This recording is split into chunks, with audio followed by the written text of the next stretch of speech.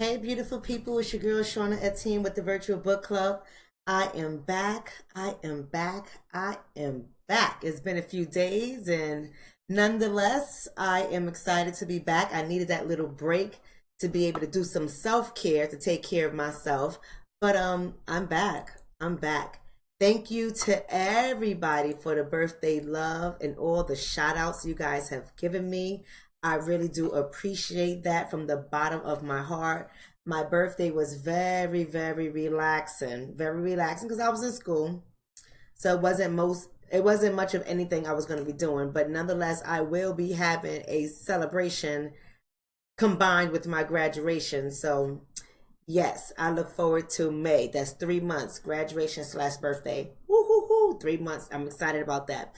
Thank you, Rolando, for sharing the video. Hi, how are you?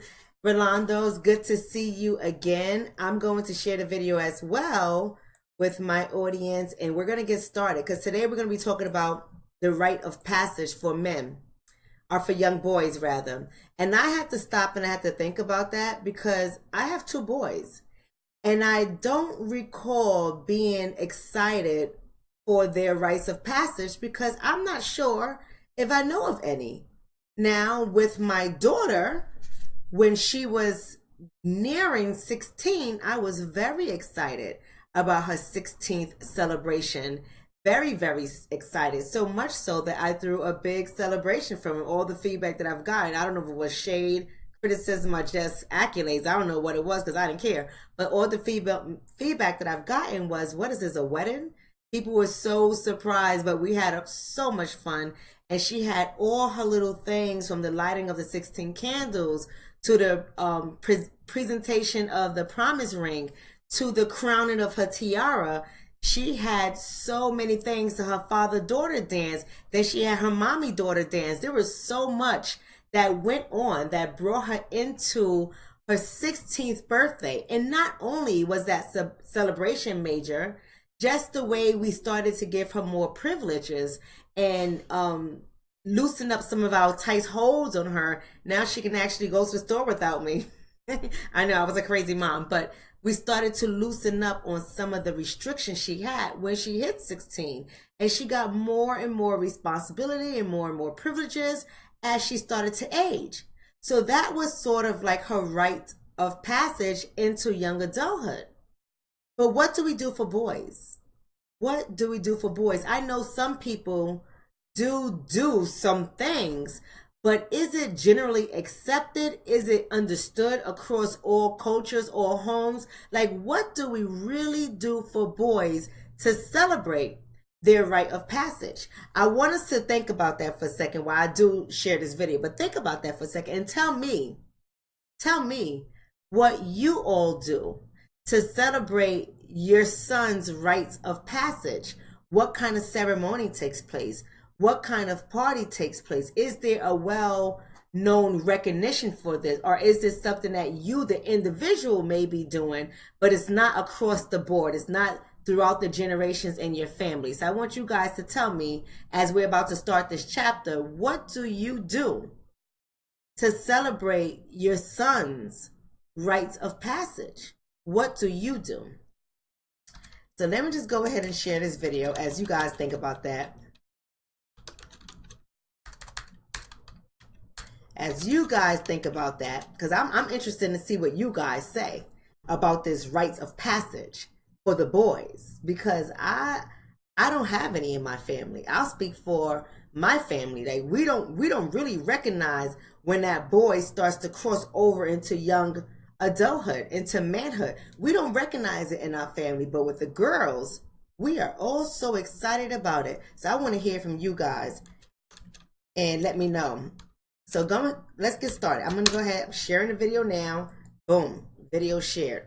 So what is everyone saying? Peace, Sister Marva Muhammad. How are you? Peace, Janelle Muhammad. How are you? Peace, Earl. Earl, I owe you a phone call. How are you? Hey, Yolanda. I know you're still using your husband's Facebook page, but how are you? So let's get going. Let's get going. As I sit down here and I scratch my head about the rites of passage when it comes to young men. So we are on chapter 9, I apologize, chapter 9 of the book, Countering the Conspiracy to Destroy Black Boys. It is written by the one and only Dr. Jawanza Kunjufu, who is an awesome scholar, and he does great things for Black boys. I know he's a lot older now, but his name is never going to be forgotten because he has done a lot of things. So we're going to pick up on chapter 9. I'm starting on page 127 for those who are always interested in what page I'm on. He says, parents often perpetuate male seasoning by patterning their household to fit the sexist mold. So what is the sexist mold when it comes to how we raise our boys and our girls? Many people raise their boys to not have to do what they expect their girls to do. Their girls are expected to clean, cook, maintain themselves, get good grades, come inside the house before it's too dark outside. Girls have all these stipulations on them. But when it comes to boys, we are kind of loose with them. We're kind of loose with them. And what he's saying is when you're loose with them, when you're not as strict with them and you don't set these standards and have these boundaries for your boys, you're seasoning them in order for them to grow up into irresponsible men.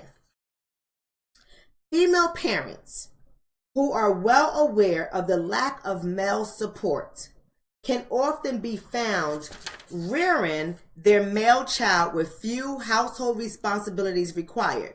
Many boys continue to reach manhood with little skills and less interest in cooking and cleaning.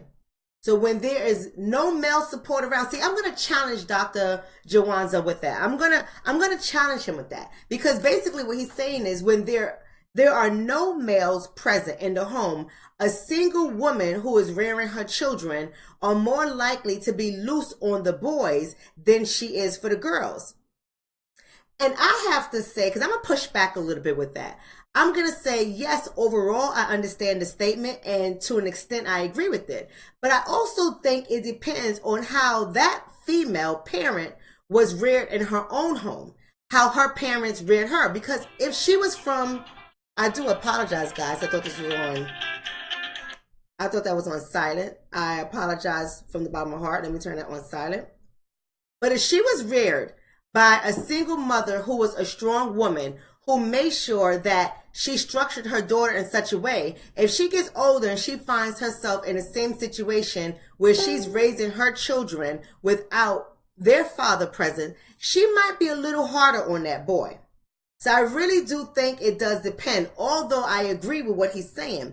Another area of what he's saying that I don't fully agree with, because if that man in the house, if that boy comes from a two-parent household and that father of his was raised not to do dishes, not to cook, not to clean, not to partake in any of the household responsibilities, then that boy, that male child, is going to see that behavior as well.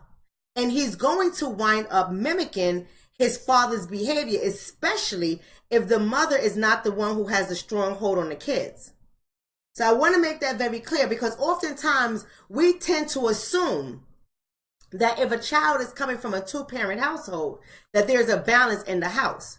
We tend to assume if a child is raised in a two-parent household, then there's some structure that both sexes are taking part in. And that's not always the case. That's not always true. So I really want us to be careful with how we sometimes, without knowing we do it, force us into sexist way of thinking as well. Just because a man is in the house doesn't mean that man partakes in rearing of the children. Just because a man is in the house don't mean he cooks, cleans, does laundry, whatever the case is. It doesn't mean he does these things. Especially when we start to get into those of our black men who are from African areas or Caribbean areas. They're raised a lot differently than African American men. So I often know, for the men that I know, not all the time, but for majority of the men, when we look at it on a grand scheme of things, majority of the men that I know who are African American, they cook, they clean, they do everything. They're like the poster fathers, the ones who are in their children's life. They are the poster fathers. They are the fathers that women who husbands or boyfriends are not like that are jealous of the women who have men like that. So I want us to be very, very careful about that by making overgeneralized statements, although the point that Dr. Kunjufu is making is driven home. I truly understand it and I agree with it. The difference in child rearing practices for sons and daughters has important implications for adult male-female relationships. Very true. Very true. Now, I know he's not adding the clinical aspects into this, but I'm going to. Because y'all know what I do. Y'all know what I do for a living. I'm a relationship expert, do marriage and couples counseling all day, every day. That's all I do. So you guys know I got to weigh in this. He says the difference in child rearing practices for sons and daughters has important implications for adult female relationships. That is a fact, especially if I want to view this through the theory of attachment. See, what that pretty much says in a nutshell, because I'm not going to go too deep on it, but in a nutshell, what it says is how we rear our children when they're young, it will determine how they attach to adults in their relationships when they're older. So if you are rearing your child to have a lack of affection, a lack of respect, to be singled out, whatever the case is, when he or she becomes older, he or she is going to manage his relationships or her relationships in the same fashion. So we have to be ever mindful of how we are treating our children, especially those parents who feel like they don't have to be affectionate toward their sons because they're sons. That is the wrong, oh baby, that is the wrong thing to do. We have to get ourselves out of the habit of disconnecting affectionately from our children. Because what we tend to do is we raise children who are emotionally disconnected and affectionately unavailable. And that is a problem. Then they get into these relationships and they wonder why they fail person after person after person. Because we continue the cycle of this detachment that our parents raised us in. And what he's saying is we got to be careful of that. Because our boys, same is true for girls, but we're talking about boys in this book, our boys will grow up to model after what they were reared to believe is right. Men may enter these relationships with fewer academics, economic, emotional, and domestic skills. They may expect women to love them unconditionally. Oh, sisters, how do you feel about that? They may expect women to love them unconditionally and to be as loyal to them as their mothers were. Well, let me tell y'all something, fellas. My Lord. See, this is important. This is important because, see, men don't seem to realize that women of today, especially our African American women of today, who are surpassing you in education, who are surpassing you in economics, who are surpassing you in a lot of different areas. They will not tolerate feeling like they don't have a team member. They will not tolerate feeling like you are expecting me to do 101 things and you are not available for me. Either physically, either emotionally, either financially. That's not going to pass. See, because maybe our parents from the 50s and from the 40s tolerated that for many reasons. Maybe our parents had to do that. They had to stay in relationships that were unfulfilling because that was not only the norm there, but women during that time working as menial jobs wasn't going to cover all the bills. So maybe that was acceptable back in the 50s. Maybe that was acceptable into the 60s. But we're dealing with a whole different breed of women in the 21st century. It's a whole different breed of women. Like a man right now who can't cook is unattractive. A man right now who can't clean is unattractive. A man right now who is never home is unattractive.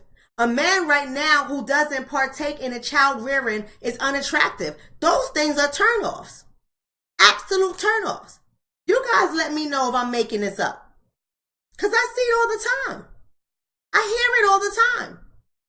And for some reason, our men are not getting it.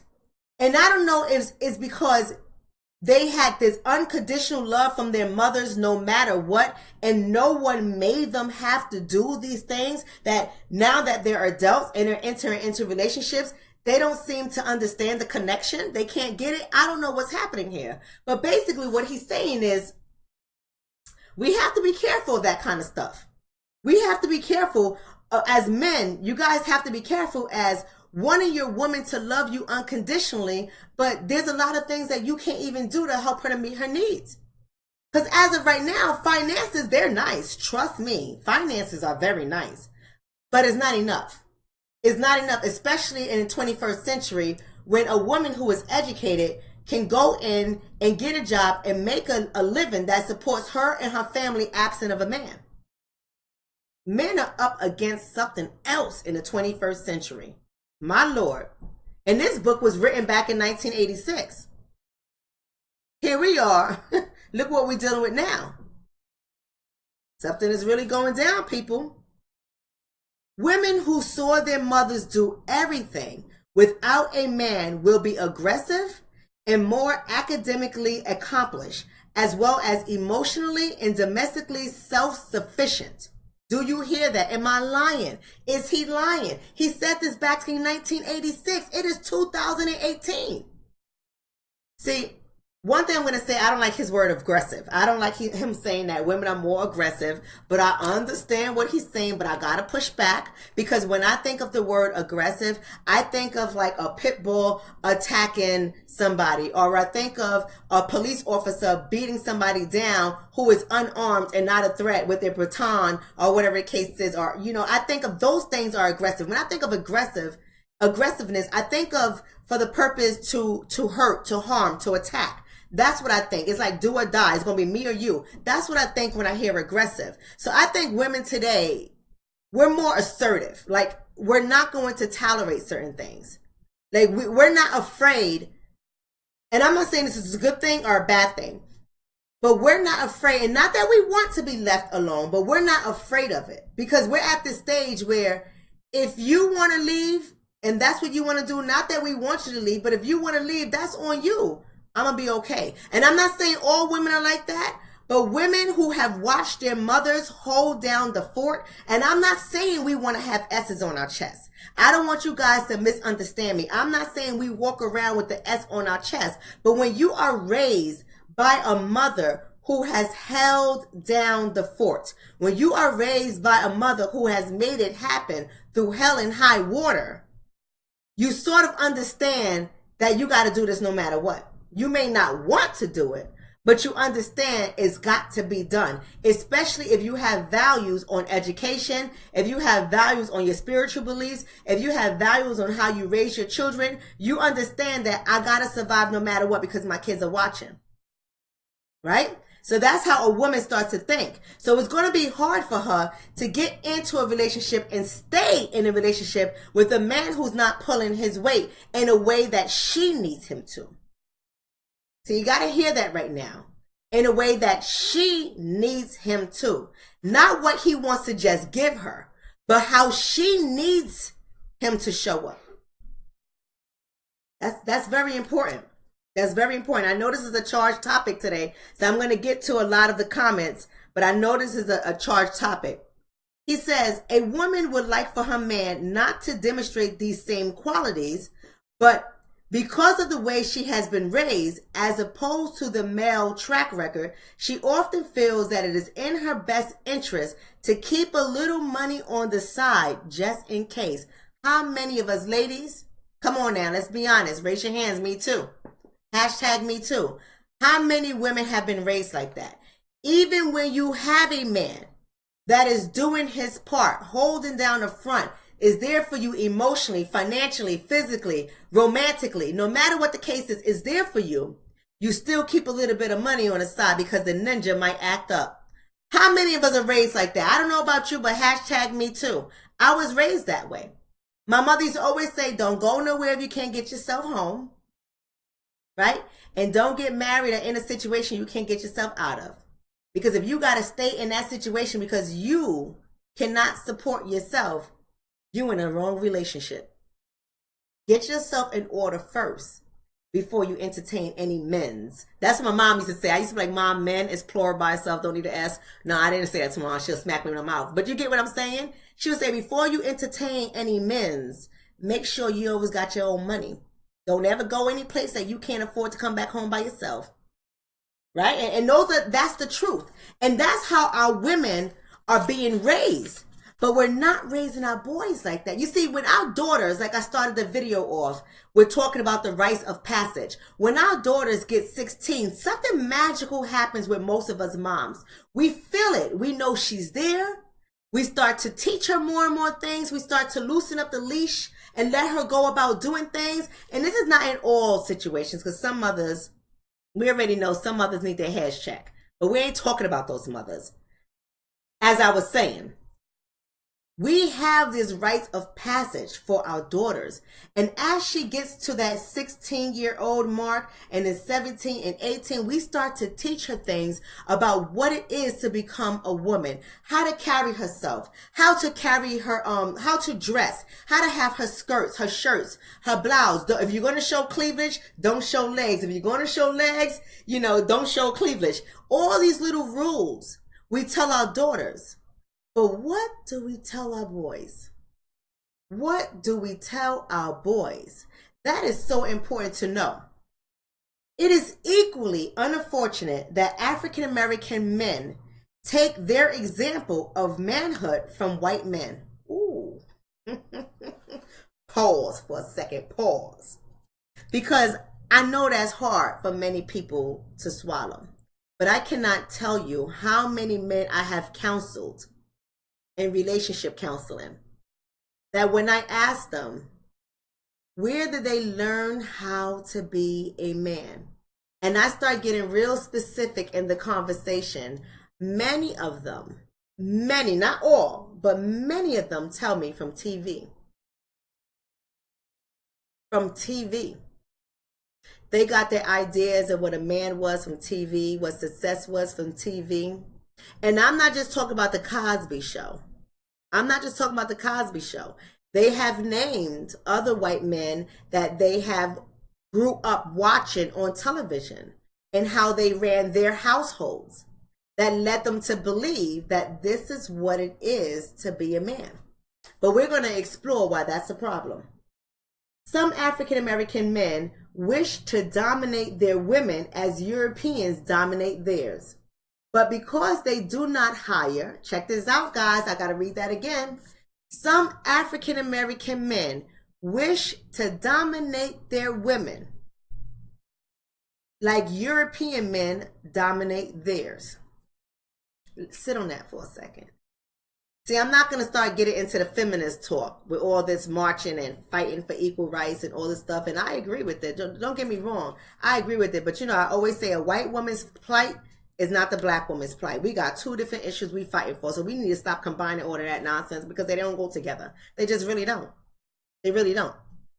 But you see, a lot of times, fellas, you can't do to us like you might be able to do to a white woman. And I'm not saying all white women, because some of my white friends are crazy. And that's why they single too. Some of my white friends are crazy. So I'm not talking about all white women. But I'm just going to make this very clear. You can't do to us like you may be able to do to them. It doesn't work that way. Our plight is different. Our plight is different. So if you are watching how white men manage their women, and you try to bring that home, it ain't never gonna fly. I remember working with one guy, and in a nutshell, one of his favorite shows growing up was Al Bundy. What was the name of that show with Al Bundy? Somebody let me know. I remember Peggy and Al Bundy, and Bud, and Jesus. Is it Married with Children? Married with Children. He grew up watching that.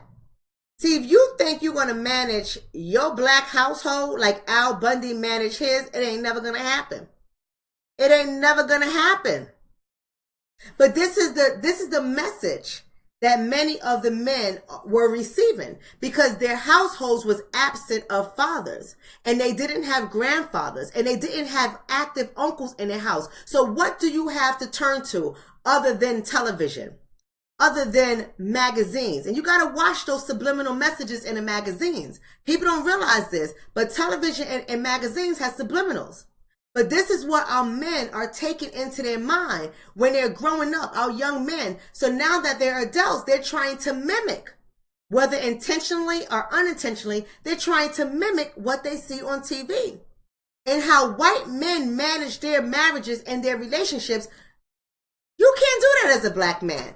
It's just not the same. And nonetheless, like he says here, but because the black man does not hire or fire and do not control the means of production, they become inspiring chauvinists. What he's basically saying is, you just aspiring to be a chauvinist. It's never going to happen because you don't have that clout. You don't have that power. See, that's the one thing you're missing. You may be looking at these white men, the young boys might be looking at how white men are managing their women on TV. But the one thing is missing is you don't have that economic power or clout. You don't make those decisions of who gets hired, who gets fired. So it ain't going to fly in your relationship. But that's written in 1986. What's worse now is that our men only have these rappers and athletes to look up to. I'm about to go somewhere with this, guys. So what do we see? What do we see when we have actors that they portraying as very much successful? Oftentimes there's a white woman on his hands.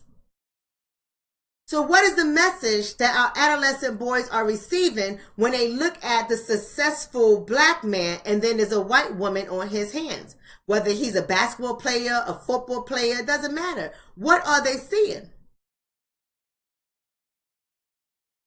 So what he's basically saying is our young men, they need a rite of passage because what they're modeling after is not reality. It's not reality for our community. But if we don't start to educate and train our young men, our young boys, our adolescents, how to be men, they're relying on the streets, they're relying on media to tell them what it is to be a man. He says again, African American men, like European men, are taught to be aggressive, to not cry, show little emotion and affection toward male children, ignore symptoms of ill health, and continue to bring home the bacon. African American men, though, have a difficult time bringing home the bacon, in contrast to their European counterparts. Woo, that was a blow. That was a blow. So how twisted is that message?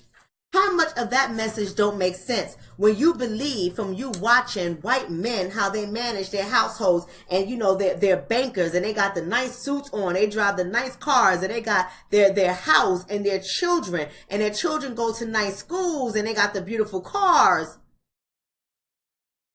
What does that do for a black man's psyche trying to live up to a European standard, but yet he can't bring home the bacon?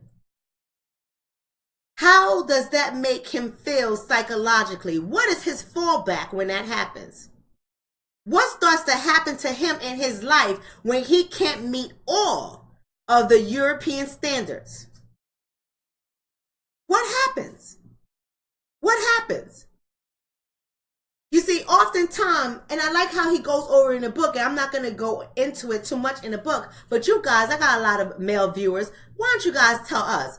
Oftentimes, when that man is focused on bringing home the bacon and he falls short, it does something to his manhood.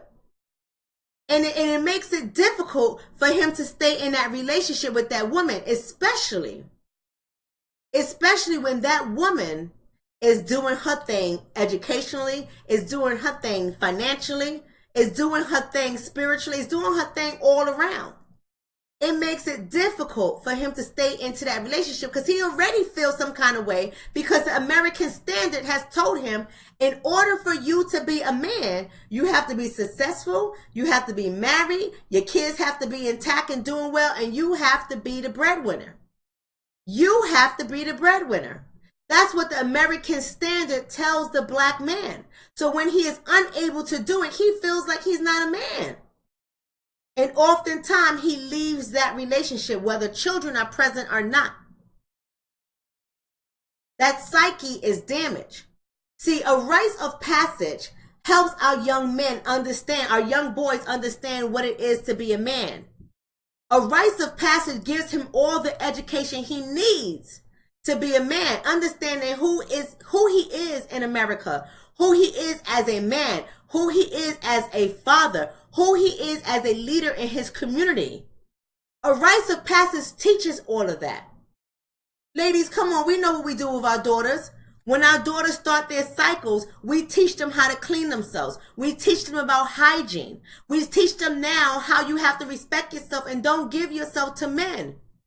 Because you can get pregnant, you can get diseases, all this stuff we start to educate them and we teach them about. When they get older, when they start getting toward that 16-year-old, we teach them how to balance their bank accounts. We are eager to open up a checking account for them, our junior account. And maybe it's just me. I know I'm not the only one. I know I cannot be the only one that went to the bank and opened up an account for my daughter when she hit 16. And took all her sweet 16 money and put it in her account and handed it over to her. And taught her how to balance her books. And how you have to be putting more money into the account than you're taking out of the account. How many of us do this for our boys? How many of us hold our boys' hands and teach them how to do this? This is a rite of passage. So how can that man, that young boy, turn into a man when no one has been teaching him along the way? He's been getting it from watching other men be men or hoping that they are men being men. Because just because they're 30, 40 years old don't mean they're a man. Just because they're 60 doesn't mean that they're a man. No offense, and I ain't firing shots. I'm just telling you like I see it. I'm on page 138. We need businesses, churches, community organizations, and concerned African American men to identify adolescent males and provide them with a safety net which includes direction, high expectations, employment opportunities, and educational advancement. We need business owners to do that. We need leaders of churches or in churches, leaders in churches to do it. We need community organizations to do it. We need concerned African American men that think more of the community than they do of themselves to do it. We need these things or it's not going to be done. And here's the thing, check this out. If we don't do it, fellas, if you don't do it, you leave us women to do it. And I'm not taking shots towards our women because some of our women are strong, but I am a believer of this and I'm going to say it well. We may be able to raise our boys to be respectable men, but there are just some things about being a man, lady, that we cannot teach them. So fellas, why would you fall short on your responsibility and leave just another thing for us to do? I see so many organizations out here ran by women that are designed to mentor boys. And I scratch my head. I commend them. I give them a sisterly love and a sisterly hug. I commend them. I'm proud of them. Especially when the boys like to come around and they're listening to them, they're pulling their pants up and they're doing what they have to do. I'm totally proud of them. But why? Why must we, women, do it? When we have all these men in the community. Why? There's a disconnect that happens. A woman is not going to be able to teach that man fully, that young boy fully, how to be a man. We can give him some awesome skills, believe it or not, we can. But we cannot fully teach him how to be a man. So you guys are leaving us not only to rear your children, but to turn around and try to build a community. I see women go into streets, gang-ridden streets with drugs, killing, murder, you name it. They go into the streets and they talk to these boys to try to convince them to come off the street. And they do their best. That's not for us to do, fellas. That's for you to do. That's for you to do. Because there was a time when the men used to do it. And the boys grew up with pride. Pride of being black, pride of being a boy and ready to provide for his family. They were marrying their ladies. And it wasn't from a result of women leading them. No, not at all. It was because men were showing other men how to be men. But what happened to those days? What happened? He says this may be one of the biggest weaknesses in our community. He says our safety net is not strong due to the lack of business development.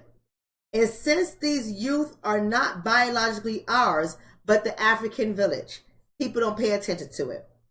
It should be obvious that a single parent, or for that matter, parents, will not be successful as a village in raising children. Without men with businesses or leaders inside religious organizations or leaders of community organizations, without you guys doing it, it ain't gonna happen. Our safety net is weakened. It's weakened. And see, some people may not understand why it's important for businesses to be in our community with our black boys. It's important because, see, it does something for a young adolescent male child to see a black business owner who is a man. Oh, they see women business owners left and right like no other. Trust and believe. Women, we doing our thing. We knocking it out the box. You hear me? But we need to see black men with their businesses coming into the community and taking these young brothers under their wings and teaching them how to be men. Giving them summer jobs. Making them learn the ropes, even if it means sweeping up the hair of your barbershop. Putting them to work. Cleaning up the shop. Answering phones, greeting the customers, showing them how to do the work. Taking them out in the hot summer and making them put roofs on houses. Pavers in yards. We need black male business owners to do this. Fellas, y'all gotta get your game together. But everybody's too busy to lend a hand back into the community. Too busy to be active in the community to transform the lives of our boys. We are leaving it to gangs. We are leaving it to hood rats in the streets. We are leaving it to criminal activity. We are leaving it to the police. We are leaving it to the school system that we know shuttle them off into prisons. We are leaving it to the hands of the wrong people who don't care about our boys. I am charging the men. Be men and raise these boys. Be men and mentor these boys, whether they're your boys or not. So let's end this chapter. The ultimate goal of rites of passage is to prepare the young boys for manhood. Our boys do not know when they are men, and it's the responsibility of men to teach them. If men do not fulfill this responsibility, boys will continue to define it from a physical perspective. They will define that they are a man from the fact that they can make a baby. They will define that they are a man from the fact that they can fight or they're not afraid to rob a store. We don't need any more of that in our community. We need black men taking responsibility and mentoring black boys. And this cannot be no one-time deal. This has to be a constant deal. And it's going to require you to do your research. It's going to require you to be committed to the process. It's going to require you to be consistent and to be persistent. You know why? Because you guys have been absent from their lives for so long that now you just can't roll up on a corner talking about, let me talk to you. It's going to take more work, but you have to do it. Absolutely, you have to do it. So that's all we're talking about tonight in chapter 9. Tomorrow we're coming back with chapter 10. We're going to talk about African American males on campus. Whatever that means. I haven't read that chapter yet. But that's what we're talking about tomorrow, and it's going to be a fun night. I love you guys as always. Be great, be blessed, and men, do your job. Raise these boys. I'll speak to you guys all tomorrow. Have a great